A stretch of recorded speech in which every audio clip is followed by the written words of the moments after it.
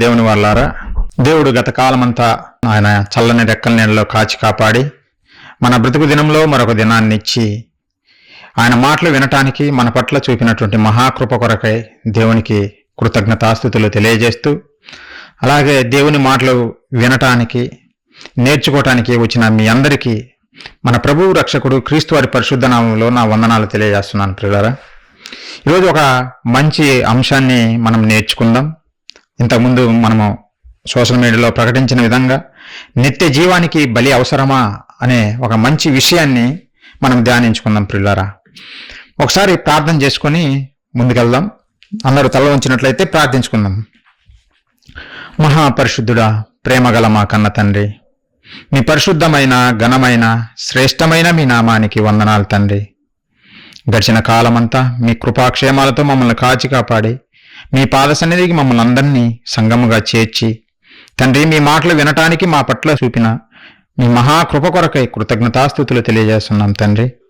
తండ్రి, జీవం కలిగిన మీ మాటలు మేము ధ్యానించుకుని చుండగా తెలియజేస్తున్న నాకు సమయోచితమైన జ్ఞానమును ప్రసాదిస్తారని వింటున్న మీ పిల్లలు నేనును ఆ మాటలను గ్రహించి వాటి ప్రకారం జీవించులాగున మీ కృప మా పట్ల చూపుతారని కోరుకుంటూ వాతావరణాన్ని అనుకూలపరిచినందుకు మీకు కృతజ్ఞతలు తెలియజేస్తూ ఈ క్లాస్ అంతట్లో మీ సహాయం మాకు అనుగ్రహిస్తారని వేడుకుంటూ తండ్రి, ఈ ప్రార్థన మా ప్రభువును మా రక్షకుడును మీ ప్రియ కుమారుడైన క్రీస్తు వారి అతి శ్రేష్టమైన నామంలో అడిగి వేడుకుంటున్నాము తండ్రి, ఆమేన్.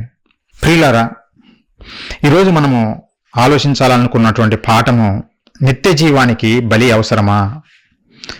నిత్య జీవానికి బలి అవసరమా అనే పాఠము మనం ఆలోచిద్దాం. ప్రియులారా, వాస్తవానికి ఈ నిత్య జీవానికి బలి అవసరమా అనే విషయము క్రైస్తవులు అడిగినది కాదు, కానీ అన్యులు, దేవుని గురించి తెలియని వారు అడిగినటువంటి ఒక ప్రశ్న. ప్రియులారా, ఎందుకు వాళ్ళు అడుగుతున్నారంటే, మనము బైబిల్ చేతపట్టుకొని స్వార్థ ప్రకటిస్తూ తెలియని అనేక మందికి క్రీస్తును గూర్చి నేర్పుతూ వారిని క్రీస్తు వైపు నడిపిస్తున్నటువంటి ఈ సందర్భంలో క్రీస్తే మన రక్షకుడు, క్రీస్తు లేకపోతే మనకు రక్షణ లేదు, ఎందుకంటే ప్రతి మనిషి పాపం చేశాడు, ఆ పాపాలు పోవాలంటే క్రీస్తుల వారే మనందరి కోసం, మానవాళ్ళందరి కోసం బలయ్యాడు, కనుకనే మనకు పాప విమోచన దొరికింది.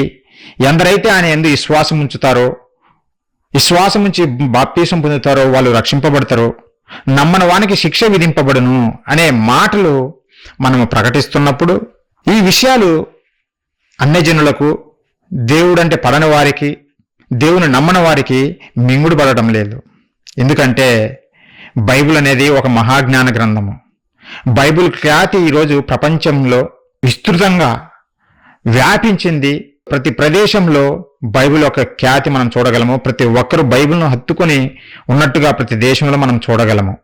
క్రీస్తును అంగీకరించిన వారు ప్రతి దేశంలో ఉన్నట్టుగా మనము చూస్తాం. పిల్లారా, నానాటికి క్రైస్తవ్యము వృద్ధి చెందుతుందే కానీ ఎవరు ఆ క్రైస్తవ్యాన్ని ఆపలేకపోతున్నారు. ఎన్ని హింసలు పెట్టినా, ఎన్ని బాధలు పెట్టినా, మిమ్మల్ని చంపుతామని చెప్పినా క్రీస్తును నమ్మిన వారు, క్రీస్తు ప్రేమను రుచి చూసిన వారు క్రీస్తుని విడిచిపెట్టేవారు కాదు. వారు ఎలాంటి శ్రమలైనా ఎదుర్కోవటానికి నిలబడతారే కానీ క్రీస్తుని విడిచిపెట్టేవారు కాదు. అందుకే దినదినము క్రైస్తవ్యం పెరుగుతుంది ప్రపంచంలో.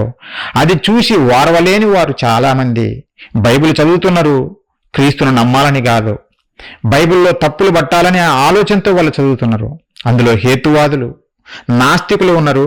అలాగే కొంతమంది ముస్లిం సంస్థల వారు కూడా బైబిల్ చదివి బైబిల్లో తప్పులున్నాయి అని నిరూపించడం కోసం వాళ్ళు బైబిల్ చదువుతున్నారు.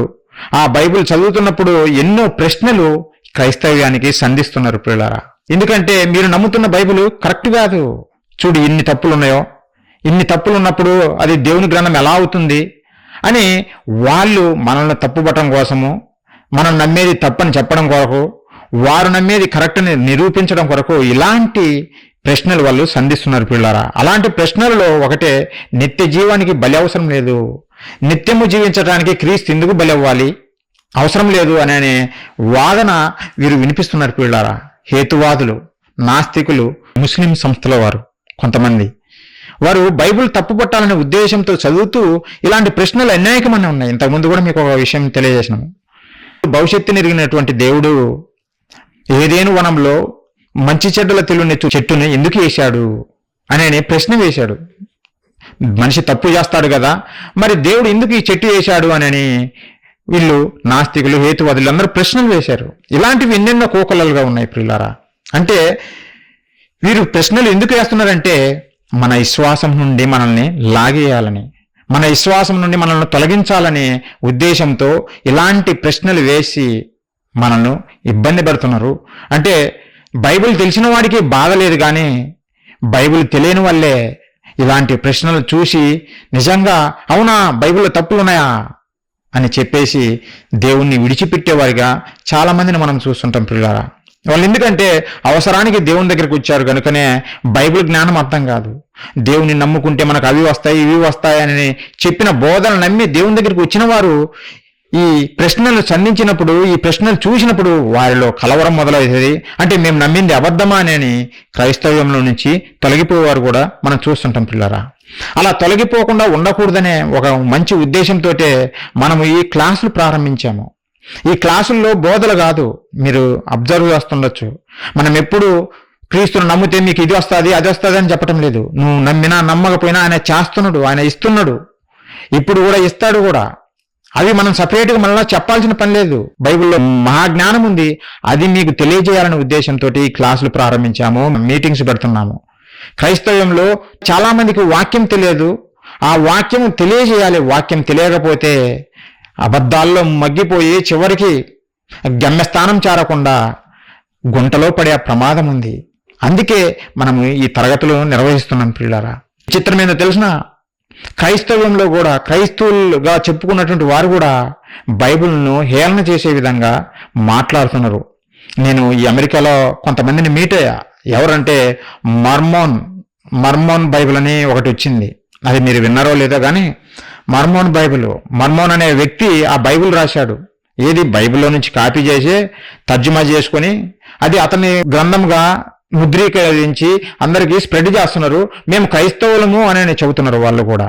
మరి వాళ్ళు చెప్పేది ఏమిటో తెలుసా, బైబిల్లో అనేక మిస్టేక్స్ ఉన్నాయి బాబు, అందుకే మోర్మోన్ గారు మరలా రీకరెక్షన్ చేశాడు అని ఒక తప్పుడు వాదనలు ఈ సమాజంలో చూపిస్తున్నారు పిల్లారా. నిజంగా వారికి బుద్ధిహీనులు, వారు బైబిల్ చదవలేదు, బైబిల్లో ఉన్నటువంటి జ్ఞానం మొక్క కూడా వారికి అర్థం కాలేదు. అందుకే వారు ఆ విధంగా ప్రకటిస్తున్నారు. అంటే ఒక క్రైస్తవుడని చెప్పుకుంటూ నువ్వే బైబిల్లో ఉన్నాయి అబద్ధాలు అని అంటే ఇంకా బయటవాడు బ్లేమ్ చేయడము ఈజీ కదా. దేవుని నమ్మని వాడు, బైబిల్ నమ్మని వాడు బైబిల్ మీద బురద చల్లడము వాడికి ఈజీ కదా. బైబిల్ పట్టుకున్న నీకే అర్థం కాకపోతే ఇంకా బయట వాడికి ఏమర్థమవుతుంది ప్రియులరా. అందుకే మనం ఊరు అలా ఉండకూడదు. మనము సత్యవాక్యాన్ని సరిగా నేర్చుకొని దాని ప్రకారము జీవించాలనే ఒక మంచి ఉద్దేశంతో మనం ఈ కార్యక్రమాలు ప్రారంభించాం ప్రియులరా. అయితే నిత్య జీవానికి బలి అవసరమా, బలి అవసరం లేదు అని ఈ నాస్తికులు, హేతువాదులు, ముస్లిం సంస్థల వారు కొంతమంది వీళ్ళు సంధించిన ప్రశ్న ప్రియులరా. దేన్ని చూసి అంటే బైబిల్లో ఒక మాట రాయబడింది. వారి ఏదైనా బైబిల్లోనే చూపిస్తారు, వాళ్ళకి అర్థం కాదు, ఎందుకంటే వారికి దేవుని జ్ఞానం లేదు కనుక. ఆ మాట చూపించి మనల్ని ఇదిగో ఇలా రాయబడింది కదా, మరి మీరు చేసే బోధ తప్పు అనే విధంగా వీళ్ళు మాట్లాడుతుంటారు పిల్లారా. ఒకసారి చూడండి వాళ్ళు చూపించిన మాట ఏమిటో, వాళ్ళు దేనిని బట్టి ఈ మాటలు చెప్పారో ఒకసారి చూడండి. హెబ్రీయులకు రాసిన పత్రిక 10వ అధ్యాయము 5వ వచనము ఒకసారి చదువుదాం పిల్లారా. వాళ్ళు తప్పు పట్టిన మాట, ఇది తప్పు అని చెప్పినటువంటి మాట ఏంటిదనేది ఇక్కడ రాయబడింది, చదువుదాం. 5వ వచనం పిల్లారా. కాబట్టి ఆయన ఈ లోకమందు ప్రవేశించినప్పుడు ఇలాగ చెప్పుచున్నాడు. క్రీస్తుని గురించి చెప్పబడిన మాట ఇది, యేసు క్రీస్తుల వారి గురించి చెప్పబడిన మాట ప్రియులారా. బలియు అర్పణయు నువ్వు కోరలేదు గాని నాకొక శరీరమును అమర్చితివి. బలియు అర్పణయు నువ్వు కోరలేదు, దేవుడే చెప్పాడు కదా, యేసుక్రీస్తే చెప్పాడు కదా, బలి నువ్వు కోరలేదు అని అన్నాడు కదా.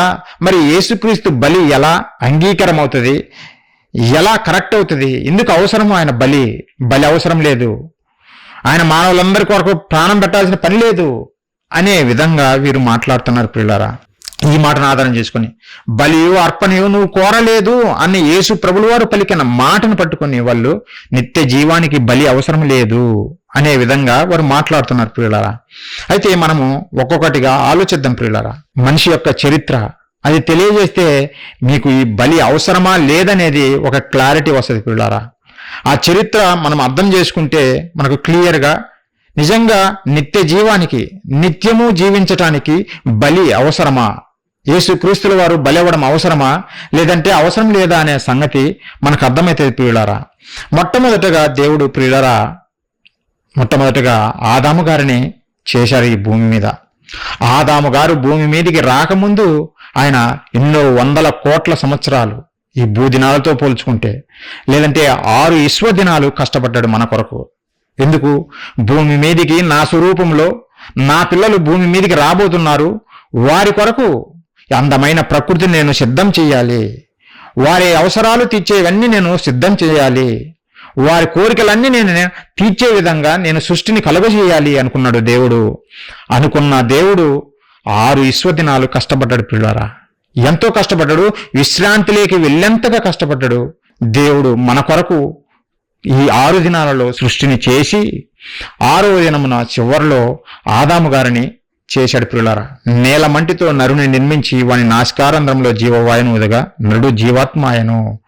ఆదికాండం 2వ అధ్యాయం 7వ వచనంలో ఉంటుంది. అంటే ఆదాము గారు లాస్ట్లో సృష్టిని అంతా కలుగజేసిన తర్వాత లాస్ట్లో ఆదాము గారిని దేవుడు చేశాడు పిల్లారా. చేసి ఏదేను వనమును ఆయన పెట్టి, ఈ ఏదేను వనమును సేద్యపరచడానికి దేవుడు ఆదాము గారిని ఆ ఏదేను వనంలో పెట్టాడు పిల్లారా. పెట్టి ఆయన ఒక ఆజ్ఞ ఇచ్చాడు ఆదాము గారికి. ఏం చెప్పాడంటే ఒకసారి చూడండి పిల్లారా. ఆదికాండము 2వ అధ్యాయము 10వ వచనం మనం చూస్తే, అయితే మంచి చెడ్డల తెలివినిచ్చు వృక్ష ఫలములను తినకూడదు, నీవు వాటిని తినుదినమున నిశ్చయముగా చచ్చెదవు అని నరునికి ఆజ్ఞాపించెను. ఆ రోజు ఆదాము గారికి దేవుడు ఆజ్ఞాపించాడు. ఏమని అంటే, ఆదాము, ఈ తోటలో ఉన్నటువంటి వృక్ష ఫలములన్నిటినీ నేను నిరభ్యంతరంగా తిను, అయితే మంచి చెడ్డల తెలివినిచ్చు వృక్ష ఫలములను వాటిని నువ్వు తినకూడదు, వాటిని తిను దినమున నువ్వు నిశ్చయముగా మరణించెదవు అని దేవుడు ఈ వచనంలో చదువుతున్న పిల్లారా. ఒకే ఒక ఆజ్ఞ ఇచ్చాడు ఆదాము గారికి ఆ రోజు. మంచి చెడ్డలు తెలివినిచ్చు వృక్ష ఫలములను మీరు తినకూడదు, తింటే చనిపోతావు అన్నాడు. ఇక్కడ మనం ఆలోచిద్దాం ప్రియులారా. అంటే ఆదాము గారు పండు తింటే మరణం వస్తుంది అనే సంగతి క్లారిటీగా ఉంది. మరి పండు తినకపోతే, మంచి చెడ్డల తెలివినిచ్చు వృక్ష ఫలములను తినకపోతే ఏం జరుగుతుంది ఆలోచించండి ఒకసారి. తింటే చనిపోతా అన్నప్పుడు తినకపోతే చావడనే కదా అర్థము, తినకపోతే ఇంకా బతుకుతాడనే కదా అర్థము, అంతే కదా ప్రియులారా. తింటే నువ్వు మరణిస్తావు అన్నప్పుడు తినకపోతే మరణించము అనే సంగతి మనకు క్లారిటీగా అర్థమవుతుంది పిల్లారా. అంటే మొదటి మనిషికి దేవుడు ఎలాంటి జీవితం ఇచ్చాడంటే నిత్య జీవము, నిత్యము జీవించే విధంగా మనిషిని సృష్టించాడు ఆదాము గారిని. నిత్యము జీవించేవాడుగానే దేవుడు క్రియేట్ చేశాడు పిల్లారా. కానీ మనిషి ఏం చేశాడంటే అపవాది మాయలో పడిపోయి ఆ అమ్మగారు వచ్చిన తర్వాత ఇద్దరు కలిసి తినవద్దన్న పండు తినేశారు పిల్లారా. దేవుడు చెప్పాడు, మీరు పండు తిన్న దినమున నిశ్చయముగా చస్తారు అని. కానీ వీరు విన్నారా దేవుని మాటలు? వినలేదు. చస్తావని చెప్పినటువంటి దేవుని మాటలను పక్కన పెట్టి నువ్వు చావు అని చెప్పిన అబద్ధం చెప్పినటువంటి అపవాది మాటలు విన్నారు. ఇద్దరు పండు తిన్నారు పిల్లారా. అదే ఆదికాండం 3వ అధ్యాయం మనం చూస్తే, ఆదికాండము 3వ అధ్యాయం 6వ వచనం మనం చూస్తే, స్త్రీ ఆ వృక్షము ఆహారమునకు మంచిదియు కన్నులకు అందమైనదియు వివేకమునిచ్చు రమ్యమై ఉండుట చూచినప్పుడు ఆమె దాని ఫలములను కొన్ని తీసుకుని తిని తనతో పాటు తన భర్తకు ఇచ్చెను, అతడు కూడా తినెను. ఈమె తిన్న తర్వాత భర్తకు కూడా కొన్ని ఇచ్చింది, ఇద్దరు కలిసి తిన్నారు ప్రియులారా. అంటే దేవుని ఆజ్ఞను మీరారు ప్రియులారా.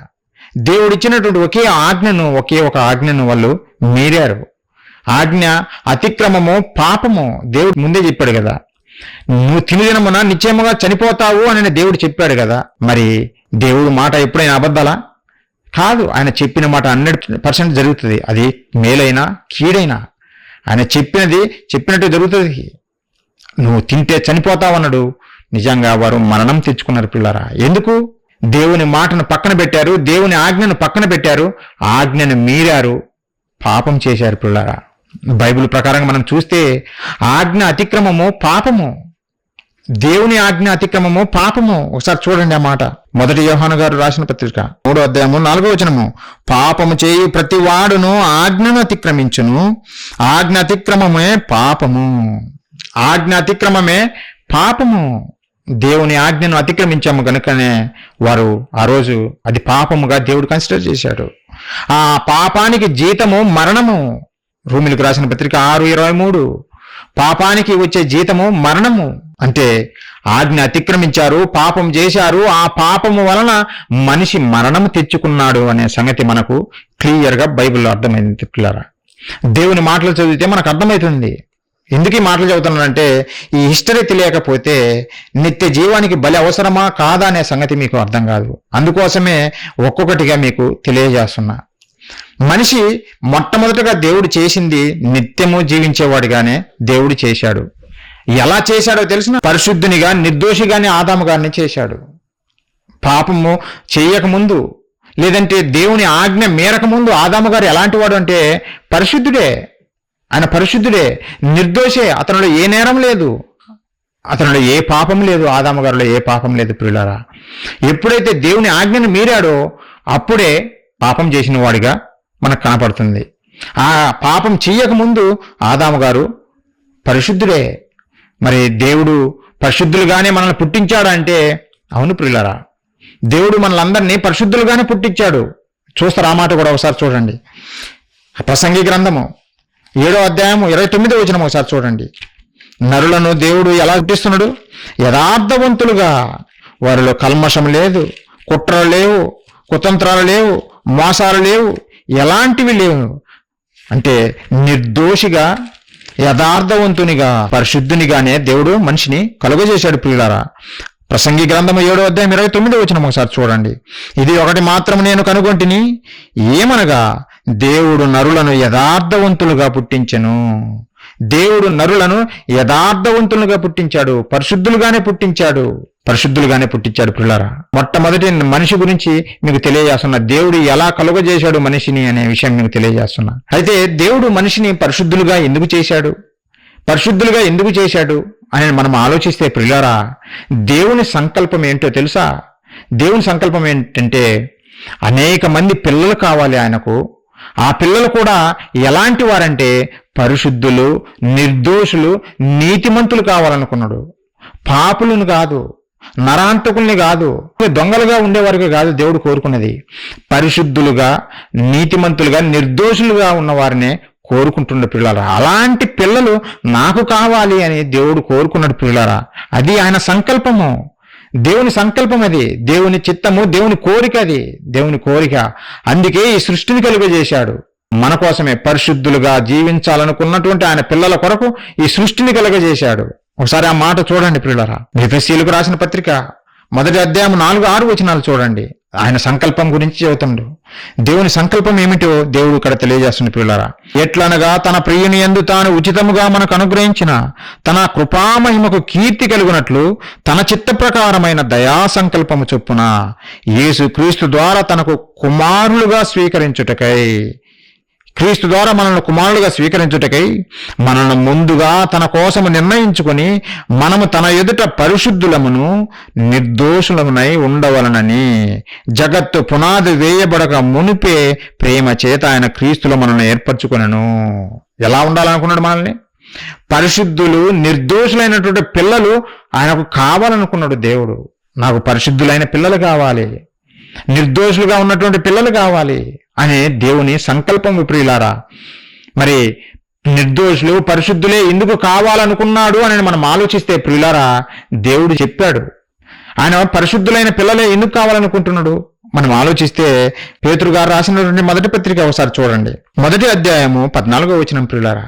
పేతురు గారు రాసినటువంటి మొదటి పత్రిక 1వ అధ్యాయము 14వ వచనం ఒకసారి చూడండి. దేవుడు పరిశుద్ధులైన పిల్లలు, నిర్దోషులైన పిల్లలు ఎందుకు కావాలనుకుంటున్నాడో చదువుతున్నాడు పిల్లలారా. నేను పరిశుద్ధుడనై ఉన్నాను కనుక మీరును పరిశుద్ధులై ఉండుడని రాయబడి ఉన్నది. నేను పరిశుద్ధుడను గనుక మీరును పరిశుద్ధులై ఉండండి, మీరును పరిశుద్ధులై ఉండండి. అది దేవుని కోరిక పిల్లలారా. దేవుడే పరిశుద్ధుడు, దేవుడు పరిశుద్ధుడు కనుక ఆయన పిల్లలుగా మనల్ని కూడా పరిశుద్ధులుగా ఉండాలనుకుని కోరుకున్నాడు పిల్లలారా. అంతే కదా, ఇది సహజమైన కోరికే కదా. మనము మన పిల్లలు ఏ దొంగగానో, ఏ రౌడీ షీటర్గానో, లేదంటే ఏ తిరుగుబోతుగానో కావాలని కోరుకుంటామా? కోరుకోము. నా పిల్లలు నాలాగా జీవించాలి, ఇంకా నాకన్నా గొప్పగా జీవించాలనుకుంటామే తప్ప ప్రియులారా, మనము మన పిల్లలు ఒక నరహంతకులుగా చూడాలనుకోము, ఒక దొంగలుగా చూడాలనుకోము ప్రియులారా. ఎవరిని చూడాలనుకోము ఆ విధంగా. ఎందుకంటే మనలాగే మన పిల్లలు ఉండాలి, మనలాగే మన పిల్లలు జీవించాలి అని కోరుకుంటాము. ఒక డాక్టర్ ఏమనుకుంటాడో తెలిసిన, నా కుమారుణ్ణి డాక్టర్ని చదివించాలి అనుకుంటాడు. ఒక కలెక్టరు నా కుమారుడు కలెక్టర్ కావాలని కోరుకుంటాడు. ఒక ఇంజనీరు నా కుమారుడు ఇంజనీర్ కావాలనుకుంటాడు. మనిషిగా నువ్వు ఇలాంటి కోరికలు కలిగి ఉన్నప్పుడు పరలోకపు కన్న తండ్రి మనకు జన్మనిచ్చిన దేవుడు మరి ఆయన కోరుకోవడంలో, నేను పరిశుద్ధుడును కనుక నా పిల్లలు పరిశుద్ధులుగా ఉండాలని కోరుకోవడంలో ఏమాత్రం తప్పుందా? తప్పు లేదు ప్రియులారా. అది సహజమైన కోరికే. అదే ఆయన కోరుకున్నది ప్రియులారా. అందుకోసమే మన కొరకు సృష్టి చేశాడు ముందు, తర్వాత నరుని కలుగజేశాడు, పరిశుద్ధునిగా చేశాడు, నిర్దోషిగానే చేశాడు.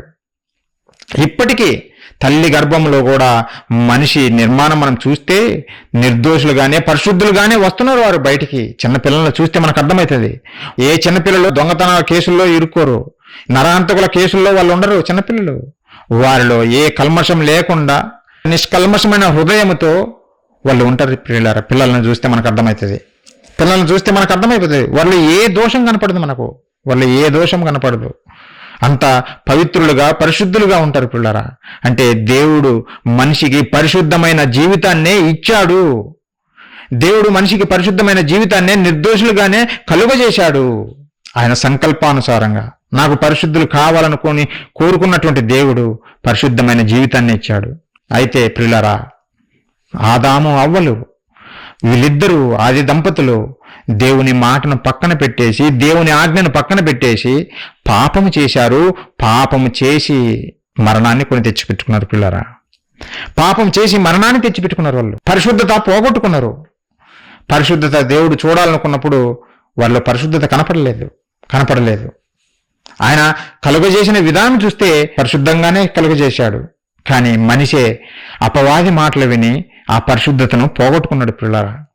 ఆ పరిశుద్ధతను పోగొట్టుకోవడమే కాకుండా చివరికి మరణాన్ని తెచ్చిపెట్టుకున్నాడు. మరి దేవుని సంకల్పం ఏమి కావాలా?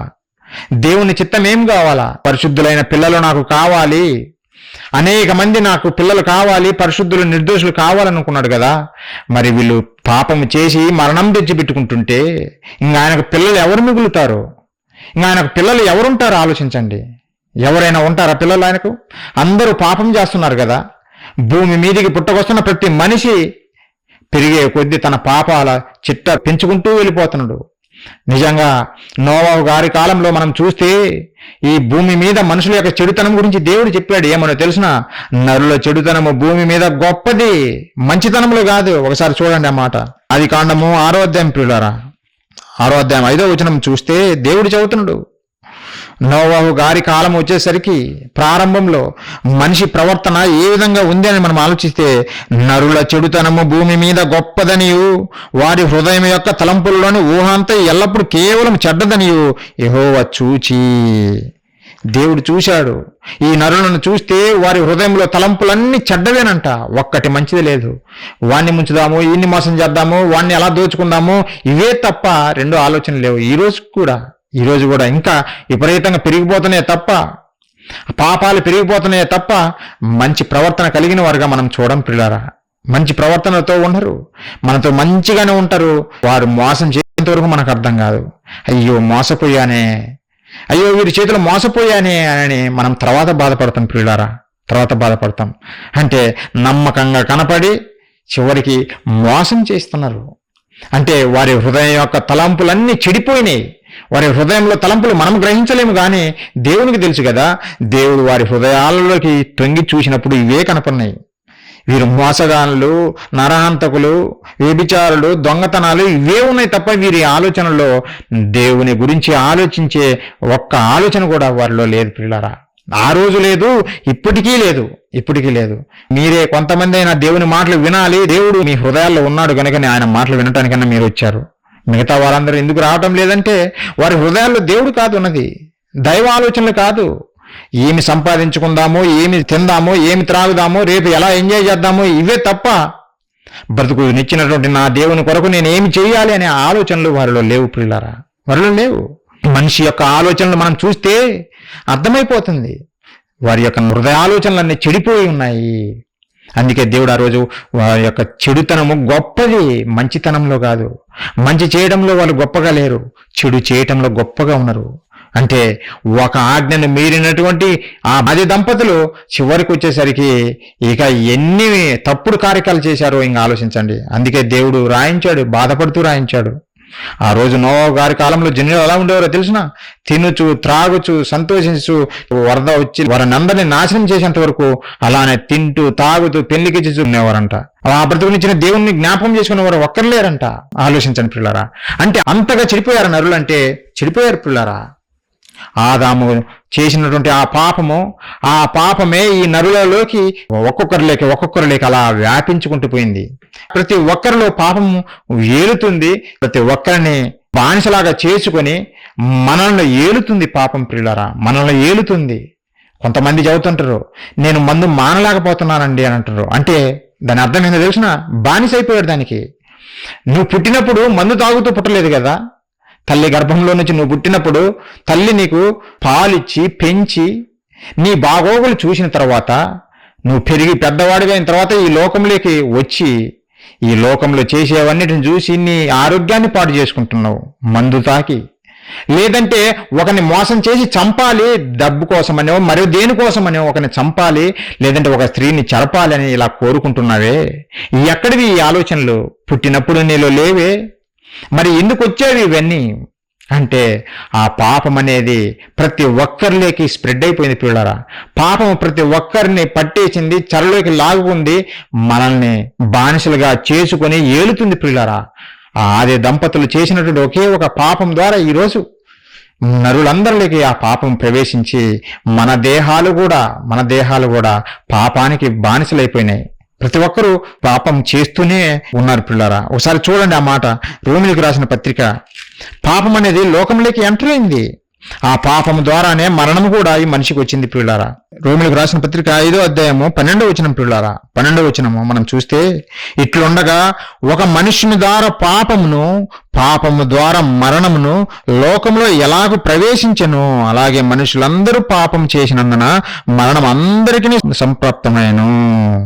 అంటే ఒక మనుషుని ద్వారా పాపం అనేది ఈ లోకంలో ప్రవేశించింది, ఆ పాపం ద్వారా మరణం అనేది ప్రవేశించింది పిల్లారా, ప్రవేశించింది లోకంలో. కాబట్టి పాపము వలన మనిషికి మరణం వచ్చిందనే సంగతి మనకు క్లియర్గా అర్థమవుతుంది. మనం చేసే పాపాలను బట్టే మనకు మరణం వచ్చింది. ఏ మరణము? నిత్య మరణము, నిత్య శిక్ష. నిత్యము జీవించవలసినటువంటి మనిషి పాపము చేసి, తప్పులు చేసి మరణాన్ని కొని తెచ్చుకున్నాము. మనం అనుకోవచ్చు, నేను ఎప్పుడు చేసినాను అనుకుంటాం. ప్రతి ఒక్కరము పాపం చేసిన వారమే. అందుకే రోమిలకు రాసిన పత్రికలోనే ఉంటుంది, ఏమని ఒకసారి ఆ మాట కూడా చదవండి. ఈ ప్రపంచంలో ఎవరైనా నీతిమంతులు ఉన్నారా అంటే ఎవరు కనపడరు పిల్లరా, ఎవరు కనపడరు. దేవుడు క్లియర్గా చెప్పాడు. 3వ అధ్యాయం మనం చూస్తే 11వ వచనము, నీతిమంతుడు లేడు ఒక్కడును లేడు, నీతిమంతుడు లేడు ఒక్కడు లేడు, ఒక్కడు కూడా లేడా? లేడు, ఒక్కడు కూడా లేడు పిల్లరా. 23వ వచనం, ఏ భేదము లేదు, అందరూ పాపము చేసి. ఏ భేదము లేదు. అమెరికా ప్రెసిడెంట్ అయినా సరే, లేదంటే కలెక్టర్స్ అయినా సరే, ఇంజనీర్లు అయినా సరే, లేదంటే కడు బీదవాడైనా సరే, ధనికుడైనా సరే, జ్ఞానవంతుడైనా సరే, ఎవరైనా సరే, ఏ భేదము లేదు. ప్రతి ఒక్కడు పాపం చేశారు. అందుకే ప్రతి ఒక్కరిని మరణమేలుతుంది. మనం చూస్తున్నాం, ప్రతి ఒక్కరూ వెళ్ళిపోవాల్సిందే, ఒక రోజు వెళ్ళిపోతున్నారు ఈ భూమిని విడిచి. ప్రతి ఒక్కరూ మహామహులుగా గొప్ప వారిగా పిలువబడుతున్న వారే రాజ్యాలను చేజిక్కించుకొని మేము పరిపాలించాము, ప్రపంచాన్ని మేము కాంకర్ చేశామని చెప్పుకున్నటువంటి చక్రవర్తులు కూడా ఈ రోజు భూమి మీద లేరు. అందరూ వెళ్ళిపోయారు. ప్రతి ఒక్కడు పాపం చేశాడు. ఆ పాపం వలన మరణం తెచ్చుకొని నిత్య నరకానికి వెళ్ళిపోతున్నారు పిల్లరా. అయితే దేవుని సంకల్పం ఏమి కావాలి? పరిశుద్ధులైనటువంటి పిల్లలు నాకు కావాలనుకున్నాడు కదా దేవుడు. నిత్యము జీవించే పిల్లలు నాకు కావాలనుకున్నాడు కదా. మరి ఆయన కోరిక భగ్నమైనట్టే కదా. పాపం చేసి నరులు మరణాన్ని కొని తెచ్చుకున్నప్పుడు ఇంకా దేవుని దగ్గరికి ఎవరు వెళ్తారు? దేవుడు ఇక్కడే గొప్ప ప్లాన్ వేశాడు పిల్లరా. నా పిల్లలు నా దగ్గరికి రావాలి కానీ నరకానికి పోకూడదు. వారిని మరణం నుండి తప్పించాలి నేను. వాళ్ళు పాపం చేశారు, పాపం చేసి మరణం తెచ్చుకున్నారు. కాబట్టి ఆ మరణాన్ని నేను తీసివేయాలి, నా పిల్లలను మరలా నా చెంతకు చేర్చుకోవాలి అని ఒక గొప్ప ఆలోచన దేవుడు చేశాడు ప్రియులారా. ఒక గొప్ప ప్రణాళిక దేవుడు చేశాడు ప్రియులారా. అది ఇప్పుడు కాదు, జగత్తు పునాది వేయబడక మునిపే. దేవునికి తెలియదా మనం పాపం చేస్తామని? 100% తెలుసు. మనం తప్పు చేస్తామనే సంగతి దేవునికి తెలుసు ప్రియులారా, తెలుసు. మన పిల్లల గురించి మనకు తెలుసు బాగానే. చిన్నవాడు ఇలాంటి వాడండి, పెద్దవాడు ఇలాంటి వాడండి అని ఎదుటివాడు చెప్పకముందే మనం చెప్పేస్తాం. వాడు అలాంటి వాడేలే, వాడు ఇలాంటి వాడేలే, ఇలా మనం చెప్పేస్తుంటాం. మరి పరలోకపు కన్న తండ్రికి తెలియదా మన గురించి? భూమి మీదికి నరులను పంపిస్తున్నాను, వారు పాపం చేసి మరణం తెచ్చుకుంటారనే సంగతి దేవునికి తెలియదా? 100% తెలుసు ప్రియులారా. అందుకే జగత్తు పునాది వేయబడక మునిపే, ఈ సృష్టి కలగక ముందే ఆయన ఒక పెద్ద ప్లాన్ వేశాడు ప్రియులారా. ఆ ప్లానే ఎఫెసీయులకు రాసిన పత్రికలో 1వ అధ్యాయం 4-6 వచనంలో ఆయన సంకల్పంలో తెలియజేస్తున్నాడు. మళ్ళీ ఒకసారి ఆ మాట చదివి ముందుకెళ్దాం ప్రియులారా. ఎఫెసీయులకు రాసిన పత్రికలోనే 1వ అధ్యాయం 4-6 వచనం ప్రియులారా. ఎట్లనగా తన ప్రియునందు తాను ఉచితముగా మనకు అనుగ్రహించిన తన కృపా మహిమకు కీర్తి కలుగునట్లు తన చిత్త ప్రకారమైన దయా సంకల్పం చొప్పున యేసు క్రీస్తు ద్వారా తనకు కుమారులుగా స్వీకరించుటకై. దేవుడు చాలా క్లియర్ గా చెబుతుండు ఎవరి ద్వారా కుమారులుగా స్వీకరించాలనుకుంటుండు? యేసు క్రీస్తు ద్వారా స్వీకరించాలనుకుంటుండు. డైరెక్ట్ గా కాదా? డైరెక్ట్ గా మనము యేసుక్రీస్తుల వారు మధ్యవర్తిగా లేకుండా మనం కుమారులుగా దేవునికి ఎందుకు కాలేకపోతున్నాము? ఆలోచించండి. యేసుక్రీస్తుల వారిని మధ్యవర్తిగా ఎందుకు పెట్టాడు దేవుడు? అదే దేవుని యొక్క గొప్ప సంకల్పము. జగత్తు పునాది వేయబడక ముందే ఆయన చేసిన ప్లాను. దీన్ని బట్టి మనకు అర్థమైపోవాలి ఏంటంటే, మనము పాపం చేస్తామో మరణం తెచ్చిపెట్టుకుంటాము అనే సంగతి దేవునికి ముందే తెలుసు. అందుకే క్రీస్తు ద్వారానే నేను స్వీకరించాలనుకుంటున్నాను. మీరు నా దగ్గరికి రండి నాన్న, క్రీస్తు లేకుండా నేను చెప్పడం లేదు. దేవుడు క్రీస్తు ద్వారా నేను స్వీకరించాలనుకుంటున్నాను అని చాలా క్లియర్గా చెప్పాడు. ఏమని? యేసు క్రీస్తు ద్వారా తనకు కుమారులుగా స్వీకరించుటకై మనల్ని ముందుగా తన కోసం నిర్ణయించుకుని మనము తన ఎదుట పరిశుద్ధులమును నిర్దోషమై ఉండవలనని జగత్తు పునాది వేయబడక మునిపే ప్రేమ చేత ఆయన క్రీస్తులు మనల్ని ఏర్పరచుకున్నాను. క్రీస్తులో ఏర్పరచుకున్నాడు మనము. క్రీస్తు లేకపోతే మనము పాపులము. క్రీస్తు లేకపోతే మనము పాపులము. అందుకే యేసు క్రీస్తుల వారిని మధ్యవర్తిగా పెట్టాడు పిల్లారా. ఇక్కడ మీకు అర్థమైంది. ఒక్కొక్కటిగా వివరిస్తున్నా. నిత్య జీవానికి బలి ఎందుకు అవసరమో తెలియజేస్తున్నా. యేసు క్రీస్తుల వారిని మధ్యవర్తిగా ఎందుకు పెట్టాడు ఆలోచించండి. అంటే దేవుడు ముందే తన మనసులో నిశ్చయించుకున్నాడు. తన పిల్లల గురించి ఆయనకు తెలుసు గనుకనే ఒక కాలం రావాలి. ఆ కాలంలో క్రీస్తు ద్వారా ప్రతి ఒక్కరిని నేను కుమారులుగా స్వీకరిస్తాను. క్రీస్తు ద్వారా కుమారులుగా ఎలా అవుతాం మనము? క్రీస్తు ద్వారా మనం కుమారులుగా ఎలా అవుతాము అని ఆలోచిస్తేనే మనకు అప్పుడు అర్థమవుతుంది నిత్య జీవానికి బలి అవసరమా లేదనేది. క్రీస్తును దేవుడు మధ్యవర్తిగా ఎందుకు పెట్టాడు అని మనం ఆలోచిస్తే నిత్య జీవానికి బలి అవసరము అనే సంగతి మనకు క్లారిటీ వస్తుంది పిల్లారా. ఇప్పుడు మరలా వెనక్కి వస్తున్నా. పాపం చేసి మరణం తెచ్చుకున్నాం కదా మనిషి. ఆదాము గారు పాపం చేసి మరణం తెచ్చుకున్నాడు కదా. మరి పాపం చేయకపోతే నిత్యము జీవించేవాడు. మరి ఆ పాపం తీసివేస్తే మరి మనిషి బతకగలడా? పాపం వలన మరణం వచ్చింది. మరి ఏదైతే మరణానికి కారణమైందో దాన్ని తీసివేస్తే మరి జీవించినట్టే కదా, జీవిస్తాం కదా. ఉదాహరణకు మలేరియా జబ్బు ఉంది పిల్లరా. మలేరియా క్రిము మనలో ఎంటర్ అయితే మనకు మలేరియా జ్వరం వస్తుంది, చనిపోతాము. అంటే మలేరియా జ్వరంతో నువ్వు చనిపోకుండా ఉండాలంటే నువ్వేం చేయాలి? ఆ మలేరియా క్రిమును నువ్వు తీసేయాలి. ఆ మలేరియా జ్వరాన్ని కలుగజేసేటువంటి ఆ క్రిమిని తీసేయాలి. మెడిసిన్ వాడతావో లేదంటే వ్యాక్సిన్ వాడతావో వాడి తీసేసుకుంటావు. అప్పుడు నువ్వు మరలా బ్రతుకుతావు ప్రియులారా. మనం బ్రతుకుతాం, చూస్తున్నాం కదా. మలేరియా జ్వరాన్ని నువ్వు తీసేసుకుంటే మరలా మనం బ్రతుకుతాం. ఒకవేళ ఆ క్రిమిని నువ్వు తీసేయకపోతే మరణం వచ్చేస్తాయి పిల్లారా. ఇది మీకు అర్థమైతే ఇప్పుడు మరలా ఈ పాయింట్కి రండి. ఏమనంటే, పాపం వలన మనిషి మరణం తెచ్చిపెట్టుకున్నాడు. మరి మనిషి మరలా బ్రతకాలంటే ఏం చేయాలి? దేవుడు అదే ప్లాన్ చేశాడు. పాపాన్ని తీసేయాలనుకున్నాడు. పాపమే ఈ మనిషికి మరణం తెచ్చింది గనుక మరలా చూస్తారా ఒక మాట. ఎఫెసీయులకు రాసిన పత్రిక 2వ అధ్యాయం 1వ వచనంలో చూడండి. పాపం వల్లనే కదా మనకు మరణం వచ్చింది. పాపం వలన వచ్చి జీతం మరణం అన్నాడు కదా దేవుడు. అందుకే దేవుడు చెప్పాడు 2వ అధ్యాయం 1వ వచనంలో, మీ అపరాధముల చేత పాపముల చేత మీరు చచ్చిన వారై ఉండగా. ఎలాంటి వారిని మనము? మనము చనిపోయాము. ఎందుకు? మనము చేసిన పాపాలను బట్టి, మనము చేసినటువంటి అపరాధములను బట్టి మనము మరణించాము. నేను బ్రతికే ఉన్నాను కదా, 60-70 సంవత్సరాలు హుందాగా బతుకుతున్నాను కదా అని మనం అనుకోవచ్చు. కాదు ప్రియులారా, దేవుడు ఒక మాట ప్రకటన గ్రంథంలో రాయించాడు. మనము ఇప్పుడు బ్రతికున్నాం, పేరుకు మాత్రం బ్రతికున్నాము, కానీ మరణించిన మరుక్షణమే జారిపోతున్నాము నరకానికి, నిత్య శిక్షకు జారిపోతున్నాము. అలా నిత్య నరకానికి పోకుండడం కొరకే దేవుడు ప్లాన్ చేశాడు. పాపాన్ని తీయాలనుకున్నాడు. మనిషికి మరణం తెచ్చినటువంటి ఈ పాపాన్ని దేవుడు తీసివేయాలనుకున్నాడు. పిల్లారా, ఒకసారి చూడండి, మనం చేసిన పాపాలను బట్టి మనం మరణించాము, అది ఒప్పుకొని తీరాలి. అందుకే దేవుడు అంటున్నాడు, నేను బ్రతికున్నాను అని ఎవరన్నా చెబితే దేవుడు చెబుతుండు ప్రకటన గ్రంథం 3వ అధ్యాయం 1వ వచనంలో. ప్రియులారా, కొంతమంది దేవుని నమ్మని వారు అంటారు, ఏమనంటే మేము బ్రతికున్నాం కదా, నువ్వేంది విచిత్రంగా మనం చచ్చామని అంటున్నావు. వారికి అర్థం కాదు కదా, మరణించిన మరుక్షణం ఏం జరుగుతుందో వారికి తెలియదు కనుకనే వాళ్ళు మాట్లాడతారు. మనం తెలుసుకోవాలి వాస్తవం.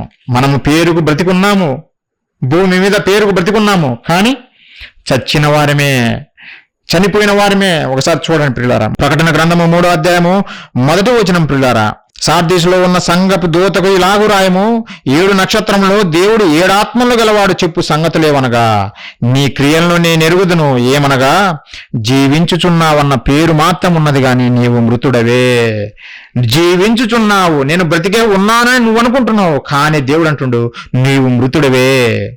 ప్రతి ఒక్కరి గురించి ప్రియులారా, ఇది ప్రతి ఒక్కరు మృతులమే. ఎందుకు? మనము చేసిన అపరాధములను బట్టి, మనము చేసిన పాపములను బట్టి మనము మృతులమే.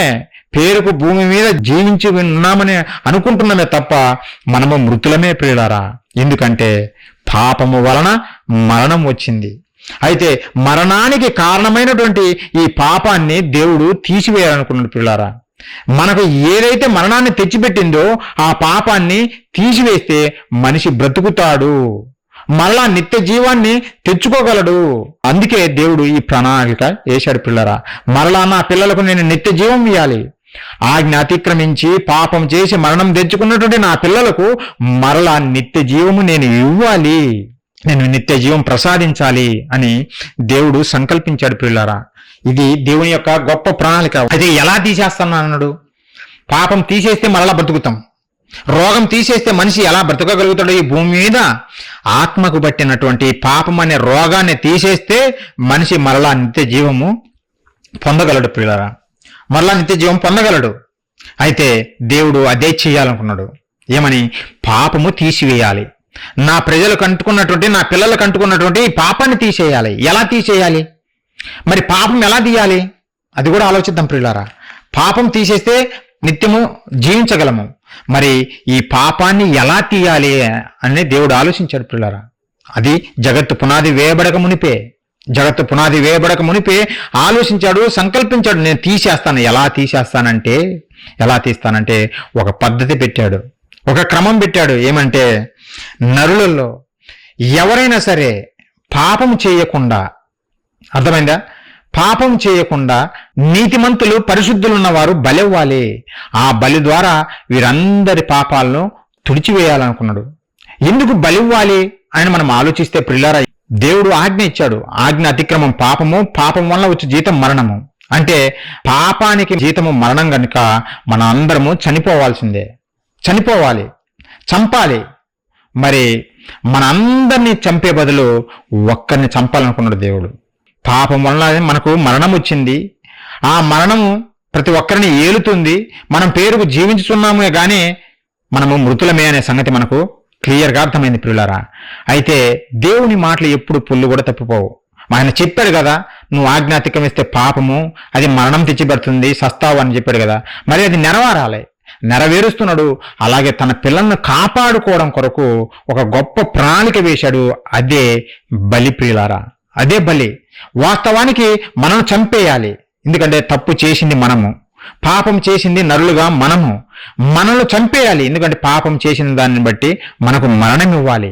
అయితే దేవుడు ఒక గొప్ప ప్రణాళిక చేసింది ఏమిటంటే, నా ప్రియ కుమారుణ్ణి నేను బలిగా అర్పిస్తాను. నా కుమారుణ్ణి యేసుక్రీస్తుల వారిని నేను ఈ మానవాళ్ళందరి కొరకు నేను బలిగా అర్పిస్తాను. మానవాళ్ళందరి పాపాలన్నిటినీ యేసుక్రీస్తుల వారి మీద నేను మోపుతాను. ఆయన మీద మోపి ఆయన దోషిగా చేసి ఆయన చంపేస్తే, ఈ మానవులందరి కొరకు ఆయన బలిగా ఇచ్చేస్తే మానవులను మళ్ళా బతికించవచ్చు, వారిలో ఉన్న పాపాన్ని తుడిచివేయచ్చు అని దేవుడు ఆ ప్రణాళిక వేశాడు పిల్లారా. అంటే పాపమును తీసేసే మార్గము ఆయన ముందే కనిపెట్టాడు, ముందే తన ప్రియకుమారుని నియమించాడు. అదే ఎఫెసీయులకు రాసిన పత్రిక 1:4-6 చూసినాం. జగత్తు పునాది వేయబడక మునిపే ఆయన సంకల్పించాడు క్రీస్తు ద్వారా కుమారులుగా కావాలనుకున్నాడు. క్రీస్తు ద్వారా ఎందుకు అనంటే క్రీస్తునే మానవాళ్ళందరి పాపాల కొరకు బలి ఇవ్వాలనుకున్నాడు పిల్లారా. మరణం అనేది ఇవ్వాలి, పాపానికి వచ్చే జీతము మరణం గనక ఆ మరణం ఇవ్వాలి. ఎవరికి ఇచ్చాడు ఆ మరణము? మనకు ఇవ్వకుండా తన ప్రియ కుమారుడైనటువంటి యేసుక్రీస్తుల వారి మీద ఆయన మోపాడు పిల్లారా. ఒకసారి చూడండి యెషయా గ్రంథము ఒకసారి చూడండి పిల్లారా. 53వ అధ్యాయం మనం చూస్తే పిల్లారా 5వ వచనం నుంచి నేను చదువుతున్నా, ఒకసారి ఆలోచించండి. దేవుడు సంకల్పించిన విధానము తన పిల్లలైనటువంటి మనల్ని రక్షించుకోవడం కొరకు నిజంగా తన ప్రియ కుమారుణ్ణి బలిగా ఇవ్వాలనుకున్నాడు. ఎందుకు బలిగా ఇవ్వాలనుకున్నాడంటే ఈ పాపాలు తుడిచివేయడం కొరకే. మనిషికి ఇది అర్థం కావటం లేదు. నిత్య జీవానికి బలి అవసరమా అని వీళ్ళు ప్రశ్నలు వేస్తున్నారు.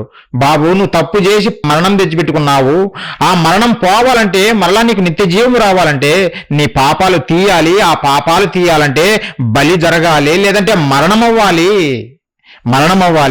అని దేవుడు క్లియర్గా బైబిల్ రాయిస్తే అది వీరికి అర్థం కాలేదు. ఒకసారి యెషయా గ్రంథం 53:5 నుంచి చదువుదాం ప్రియులారా. మన అతిక్రమ క్రియలను బట్టి అతడు గాయపరచబడెను, మన దోషములను బట్టి నలగగొట్టబడెను. ఎవరి అతిక్రమములు? మానవాళి అతిక్రమములను బట్టి ఆయన గాయపరచబడెను, మన దోషములను బట్టి నలగగొట్టబడెను. మన సమాధానార్థమైన శిక్ష అతని మీద పడెను, అతడు పొందిన దెబ్బల చేత మనకు స్వస్థత కలుగుచున్నది. మనమందరము గొర్రెల వలె త్రోవ తప్పిపోతిమి, మనలో ప్రతి వాడు తనకిష్టమైన త్రోవకు తొలిగెను. యెహోవా మన అందరి దోషమును అతని మీద మోపెను. మన అందరి దోషమును ఒకే ఒకరి మీద, యేసుక్రీస్తుల వారి మీద మోపాడు. అంటే పాపం చేసింది మనము, మరణం తెచ్చిపెట్టుకుంది మనము మరణము అవ్వాల్సింది వాస్తవము. అయితే మనం మరణం అవ్వకుండా మనం నిత్యము బ్రతకాలంటే మన దోషాలను ఇంకొకరి మీద మోపారు. ఆయనే యేసుక్రీస్తుల వారు. యేసుక్రీస్తుల వారి మీద మన పాపాలు మోపాడు, మన దోషాలు ఆయన మీద మోపాడు. అర్థమైందా ప్రియులారా? మనం చేసిన తప్పులన్నిటినీ, పాపాలన్నిటినీ ఆయన మీద మోపాడు, యేసుక్రీస్తుల వారి మీద మోపాడు ప్రియులారా.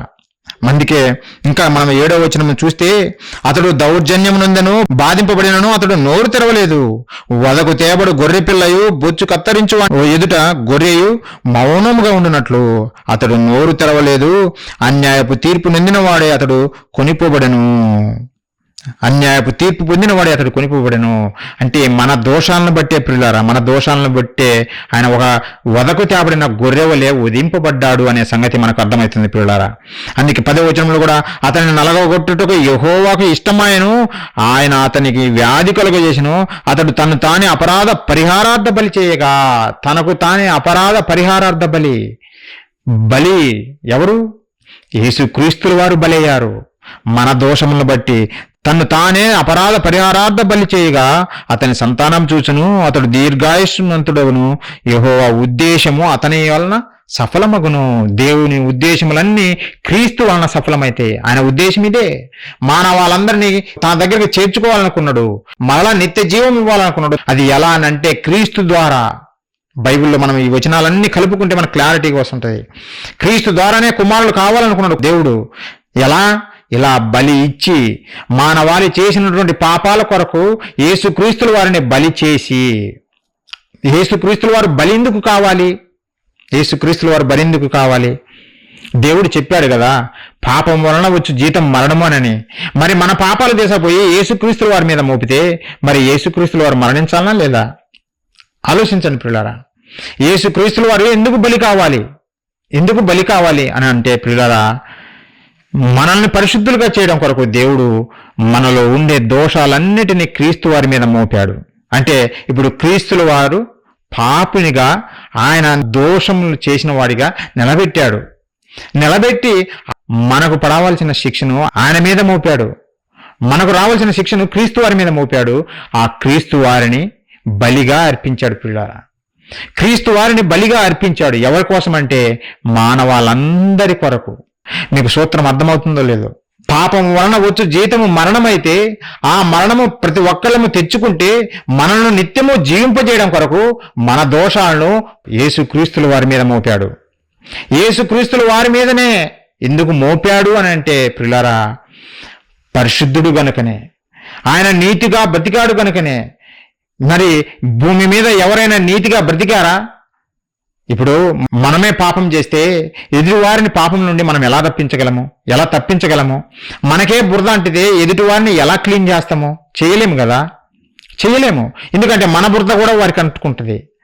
అలానే ప్రియులారా, ఎవరైనా సరే బురద లేని వారు మనల్ని కాపాడాలి. లేదంటే మనమే జైలులో ఉన్నామనుకో, మనమే మన చేసిన నేరాలను బట్టి జైలు పాలయ్యాము. నేను ఇంకొకరిని ఆ జైల్లో ఉన్నవాడిని నేను విడిపిస్తానంటే వాడు నవ్వుతాడు. ఎందుకు? ఏరా బాబు, ముందు నువ్వు రక్షించుకో, నువ్వు ముందు బయటికెళ్ళు, బెయిల్ ద్వారానో ఏ విధంగా నువ్వు ముందు బయటికెళ్ళు, తర్వాత నన్ను బయటికి రప్పించానంటాడు. అర్థమైందా ప్రియులారా? అంటే బయట ఉన్నవాడు జైల్లో ఉన్నవాడిని బయటికి తీసుకురాగలడు. అది ఎంత వాస్తవమో అలాగే ప్రియులారా, అలాగే ఎవరైతే పాపం చేయలేదో ఆ పాపం చేయని వారే ఈ పాపంలో ఉన్న వారిని బయటికి లాగగలరు పిల్లారా. అందుకే యేసుక్రీస్తుల వారు మాత్రమే బలి కావాల్సి వచ్చింది. ఎందుకు ఈ విషయాలన్నీ మీకు చదువుతున్నట్టు మీకు అర్థం కావాలి. ఇది కొంచెం కష్టంగా అనిపించవచ్చు, కానీ నేను ప్రయత్నం చేస్తున్నా మీకు అర్థం చేయడం కోసం. మనము పాపము చేశాము, మనం పాపం చేసి మరణం తెచ్చిపెట్టుకున్నాము. ఆ మరణాన్ని తీసివేసి నిత్య జీవాన్ని మనకు ఇవ్వాలంటే మరొకరు బలవ్వాలి. ఎందుకంటే పాపం వలన వచ్చే జీతము మరణం అన్నాడు కదా, ఆ మరణం అనేది మరొకరికి ఇవ్వాలి. ఆ మరణం కూడా ఎవరికి ఇవ్వాలి అంటే ప్రియులారా, పాపం చెయ్యని వారికే ఇవ్వాలి. వారి మీదనే ఈ దోషాలన్నీ మోపాలి. మరి వారే పాపం చేస్తే ఇంక మనల్ని విడిపించలేరు కదా పాపాల నుంచి. వారే తప్పు చేస్తే మనల్ని తప్పు నుంచి ఎలా విడిపిస్తాడు? నీ దగ్గరికి నరహంతకుడు వచ్చి ఒరే సంపద్ర వాళ్ళను ఎందుకు చంపుతున్నావురా అని నరహంతకుడు నీ దగ్గరికి వచ్చి చెబితే ఏమంటావు? బాబు, మొన్న నువ్వు ఒకరిని చంపావు కదా, నువ్వు నాకు వచ్చి నీతులు చెబుతున్నావా అంటాడు. ఒరే దొంగతనం చేయకూడదురా, నువ్వు దొంగతనం చేయకూడదురా అని నువ్వు చెబుతున్నావు అనుకో.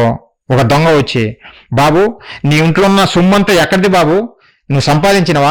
దొంగతనం చేసి సంపాదించిందే కదా అని మనం రివర్స్ అడుగుతాం ప్రియులారా, రివర్స్ అడుగుతాము. అది ఎంత వాస్తవమో. పాపము చేయని వాడే పాపములు తీసివేయగలడు. ఆయనే యేసుక్రీస్తుల వారు, ఆయనే యేసుక్రీస్తుల వారు. పాపము చేయనటువంటి ఏకైక వ్యక్తి యేసుక్రీస్తుల వారు. అందుకే ఆయన మీద మన నేరాలు మోపాడు దేవుడు. యేసుక్రీస్తుల వారు పరిశుద్ధుడా అంటే ఒకసారి చూడండి ప్రియులారా, దేవుడు రాయించిన మాటలు. యేసుక్రీస్తుల వారు ఆయన పరిశుద్ధుడా అంటే ఒకసారి చూడండి. పేతురు గారు రాసినటువంటి మొదటి పత్రిక 1వ అధ్యాయము 19వ వచనము. అమూల్యమైన రక్తము చేత అనగా నిర్దోషమును నిష్కలంకమునకు గొర్రె పిల్ల వంటి క్రీస్తు రక్తము చేత విమోచింపబడితురని మీరు ఎరుగుదురు కదా. అమూల్యమైన రక్తము, నిర్దోషమైన రక్తము. ఆ రక్తంలో అంటే ఆయనలో ఏ దోషము లేదంటే ఏ దోషం లేదు ప్రియులారా, ఏ దోషం లేదు. అమూల్యమైన రక్తము అని అన్నాడు. అందుకే నిర్దోషమైన రక్తము, నిష్కలంకమైన రక్తము. అందుకే అదే మొదటి పేతురు గారు రాసిన పత్రిక 2వ అధ్యాయం కూడా మనం చూస్తే ప్రియులారా 22వ వచనం కూడా మనం చూద్దాము. ఆయన పాపము చేయలేదు, ఆయన నోటను ఏ కపటమును కనపడలేదు. ఆయన పాపం చేయలేదు, ఆయన నోట ఏ కపటమును కనపడలేదు అని దేవుడు చెబుతున్న ప్రియులారా. అంటే యేసుక్రీస్తుల వారు పాపం చేయలేదా? చేయలేదు ప్రియులారా. ఆయన నిర్దోషి. ఆ యేసుక్రీస్తుల వారు పలికిన మాటలే ఒకసారి చూడండి. ఆనాడు యూదులు ఎన్నో తప్పులు మోపాలని ఆయన మీద చూపినా ఆ రోజున సమాజానికి సవాలు చేశాడు యేసుక్రీస్తుల వారు. ఏమని? ఒకసారి యోహాను సువార్త చూడండి. యోహాను సువార్త 8వ అధ్యాయము 46. నా యందు పాపమున్నదని మీలో ఎవడు స్థాపించును? నా యందు పాపమున్నదని మీలో ఎవడు స్థాపించును? నాలో పాపం ఉన్నదని మీరు స్థాపించగలరా? స్థాపించలేరు. ఆ రోజు ఎవరు చూపించలేరు. ఈ రోజు ఎన్నో నిందలు మోపుతున్నారో అది వేరే విషయం, వీరికి తెలియదు. కానీ వాస్తవానికి యేసుక్రీస్తుల వారు ఏ నేరం చేయలేదు, ఏ పాపం చేయలేదు. అందుకే ఆయన నిర్దోషి, నిష్కలంకమైనటువంటి రక్తము. ఆ నిర్దోషి మీదనే, లేదంటే పరిశుద్ధుడైనటువంటి యేసుక్రీస్తుల వారి మీదనే ప్రియులారా మనందరి పాపాలను ఆయన మోపాడు. మనకు రావాల్సిన మరణాన్ని, మరణ శిక్షను యేసుక్రీస్తుల వారి మీద మోపాడు. అంటే ఆయన బలి కావాలనా? మనకు నిత్య జీవం ఇవ్వటం కొరకు క్రీస్తు వారు బలి కావాలనా అంటే బలి కావాలి అనే సంగతి మనకు వాక్యం ద్వారా క్లియర్గా అర్థమవుతుంది. ఈ సీక్వెన్స్ అంతా మీకు అర్థమైతే మీకు కాన్సెప్ట్ అర్థమవుతుంది పిల్లరా. మన పాపముల కొరకు మనము మరణించాలి, మరణము శిక్ష పడాలి. కాకపోతే దేవుడు మనకు నిత్య జీవం ప్రసాదించడం కొరకు ఆయన చెప్పిన మాట ప్రకారము పాపం వలన జీతం మరణం అన్నాడు గనక ఆ మరణము మరొకరికిచ్చాడు, మనల్ని రక్షించాడు. ఆయనే యేసుక్రీస్తుల వారు. ఆ యేసుక్రీస్తుల వారి మీద మన నిందల మోపి ఆయనను శిక్షించి ఆయనకు మరణమిచ్చి మనకు నిత్య జీవాన్ని ప్రసాదించాడు. పిల్లారా, మనకు దేవుడు ఈ నిత్య జీవాన్ని ప్రసాదించాడు. అందుకే యేసుక్రీస్తుల వారు మనకు అవసరము, ప్రతి ఒక్కరికి అవసరము. ఎందుకంటే ఈ భూమి మీద నీతిమంతుడిగా బతికిన వాడు ఒక్కడూ లేడు, అందరూ పాపాలు చేశారే. మనం భక్తులను చూసినా భక్తులు కూడా వారు తప్పిపోయారు కొన్ని విషయాలలో. మోషే గారు నా ఇల్లంతటిలో నమ్మకమైన వాడు అని దేవుడు చెప్పాడు, ఆయన తప్పిపోయాడు. దేవుడు బండతో మాట్లాడమంటే ఆయన బండతో కొట్టి అనరాని మాట అన్నాడు, కాని మాట అన్నట్టుగా బైబిల్ రాయబడింది. ఏదో ఒక విషయంలో తప్పిపోయారు. అబ్రహాము గారు శారమ్మ గారు మాట విని హాగర్ను పెళ్లి చేసుకున్నాడు. అలాగే దావీదు గారు తన పొరుగువాని భార్య కోసము ఉరియానే చంపేశాడు.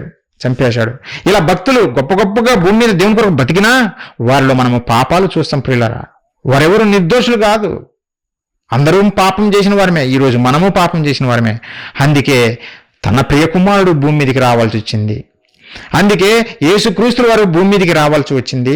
ఆయన మీద మన పాపాలు మోపాడు. ప్రియులారా, దేవుడు మనందరి పాపాలు యేసుక్రీస్తుల వారి మీద మోపి మనకు రావాల్సిన శిక్షను ఆయన మీద మోపి ఆయనను మరణానికి అప్పగించి మనకు నిత్య జీవాన్ని ప్రసాదించాడు. ప్రియులారా, మరి నిత్య జీవానికి బలి అవసరమా అంటే అవసరమే. ప్రియులారా, వీరికి బైబిల్ అర్థం కాదు కనుక తప్పులు ఎతుకుతున్నారు కనుక వారికి అర్థం కాదు.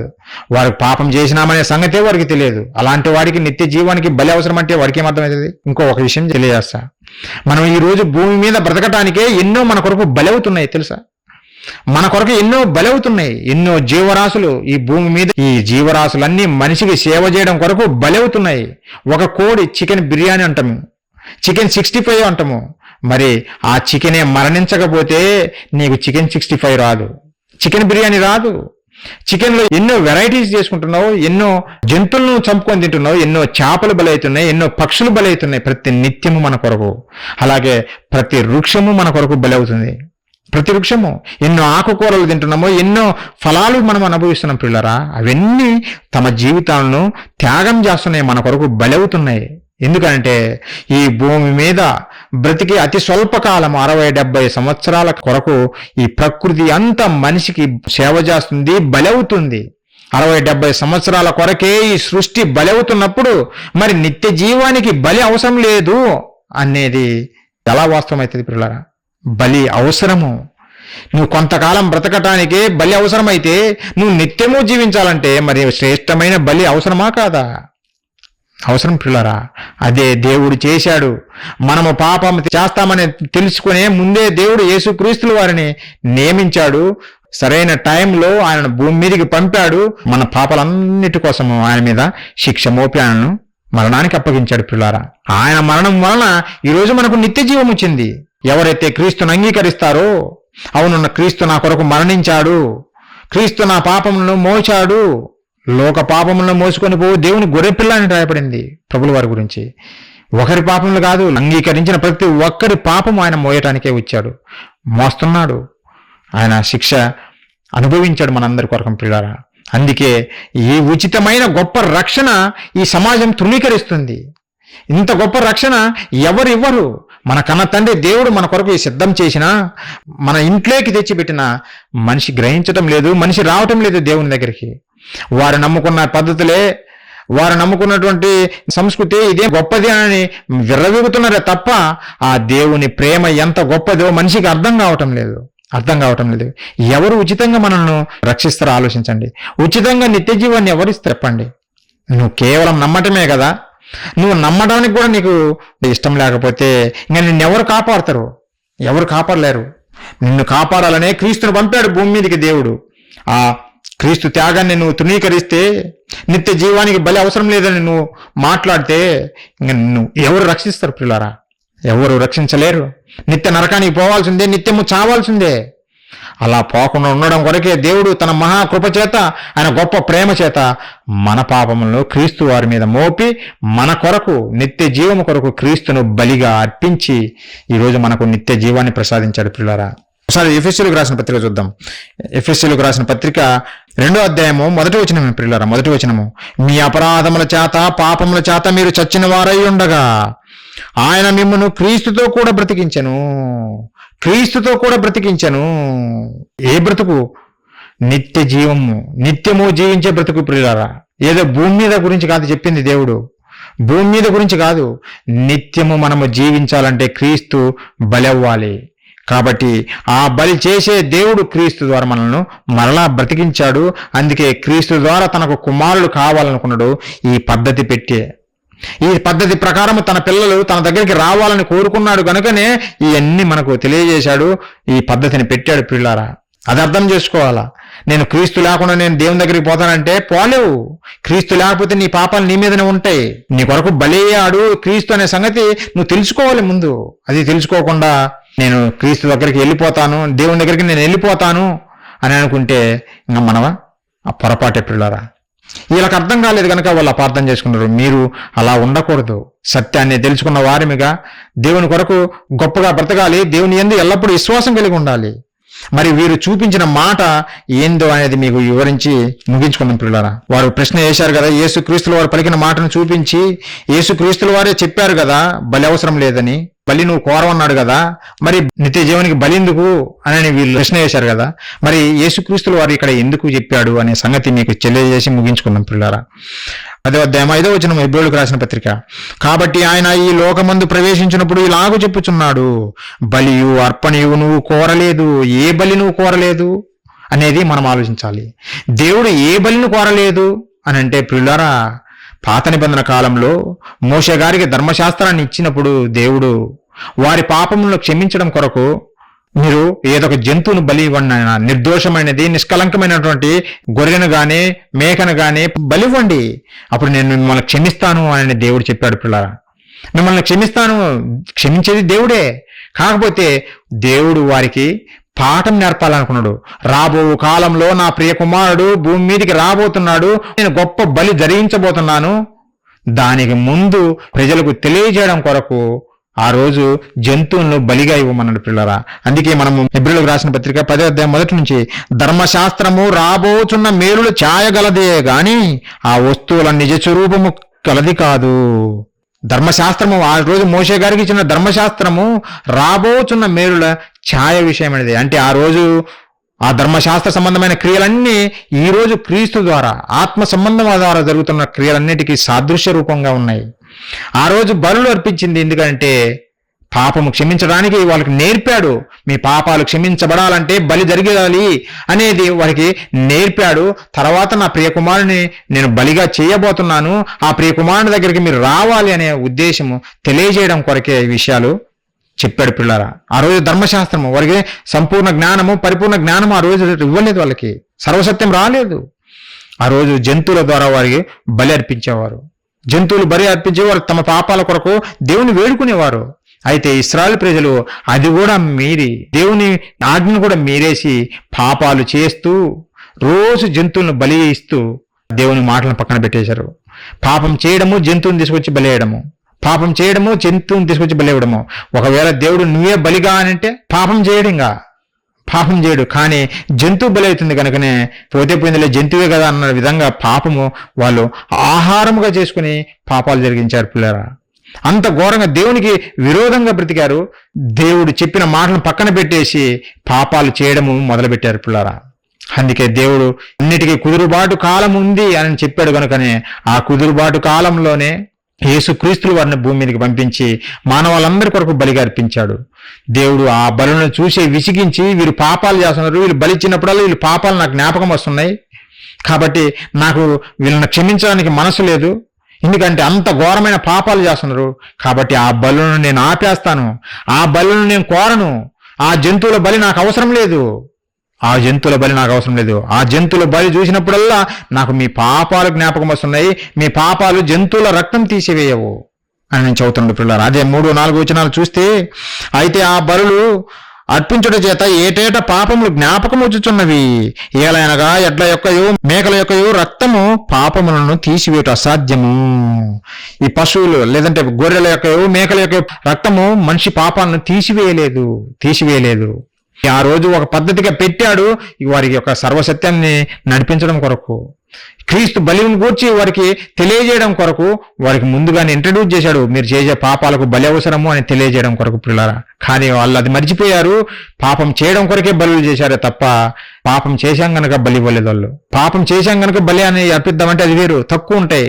అలా కాదు, నేను పాపం చేయడం కొరకే బలి అర్పిస్తానని విధంగా వాళ్ళు బలులు అర్పించారు పిల్లరా. అది అసహించుకున్న దేవుడు అది తట్టుకోలేక మీరు పాపములు మానేస్తారని నేను చెబితే మీరు పాపాలు ఇంకా విపరీతంగా చేస్తున్నారు. కాబట్టి ఈ బలుల యందు నాకు ఇష్టం లేదు, అందుకే బలియు అర్పణయు నువ్వు కోరలేదు. ఆ బలులు నాకు అవసరం లేదు, గొర్రెలు మేకలు నాకు ఆ బలులు అవసరం లేదు. నేను ఒక బలి సిద్ధపరిచాను, నిత్య జీవానికి నేను ఒక బలి సిద్ధపరిచాను. అదే యేసు క్రీస్తుల వారు, నా ప్రియకుమారుడు. ఆయనను బలిగా అర్పించాడు. ఆయన ఎందరు అంగీకరిస్తారో వారికే నిత్య జీవము, వారికే నిత్య జీవము. అందుకే యేసుక్రీస్తుల వారు నేనే సత్యము, నేనే జీవము, నేనే మార్గము, నా ద్వారా తప్ప ఎవరును తండ్రి దగ్గరికి రారు, ఎవ్వరు రారు. ఎందుకంటే క్రీస్తు మనందరి కొరకు బలయ్యాడు. ఆయనను స్వీకరించిన ప్రతి ఒక్కరికి దేవుడు నిత్య జీవం ఇవ్వాలనే ఆయన సంకల్పం పిల్లారా. ఈ సీక్వెన్స్ లేదంటే ఈ పద్ధతి, ఈ పాపం ఎందుకు జరిగింది, ఎలా జరిగింది, మరణం ఎందుకు వచ్చింది, అసలు ఈ నిత్య జీవం ఇవ్వాలంటే ఏం జరగాలనే సంగతి ఈ మానవ సమాజానికి తెలియదు. వాళ్ళు బైబిల్ తప్పులు పట్టాలని చదివారు కనుకనే వారికి అర్థం కాలేదు. అలా కాకుండా దేవుని మనసు పెట్టి చదువు, అప్పుడు నీకు అర్థమవుతుంది క్లారిటీగా. ప్రియులారా, మీ అందరికీ అర్థమైందని అనుకుంటున్నా. పాపాలు తీసివేయడం కొరకే, నిత్య జీవాన్ని మనకు ప్రసాదించడం కొరకే బలి జరగాలి. ఆ బలే యేసు బలి పశువుగా, లేదంటే దేవుని గొర్రెపిల్లగా ఆయన మన కొరకు బలయ్యాడు. అందుకే మనకు ఈరోజు నిత్య జీవము దేవుడు ప్రసాదిస్తున్నాడు, ఆయన నమ్మినందుకే.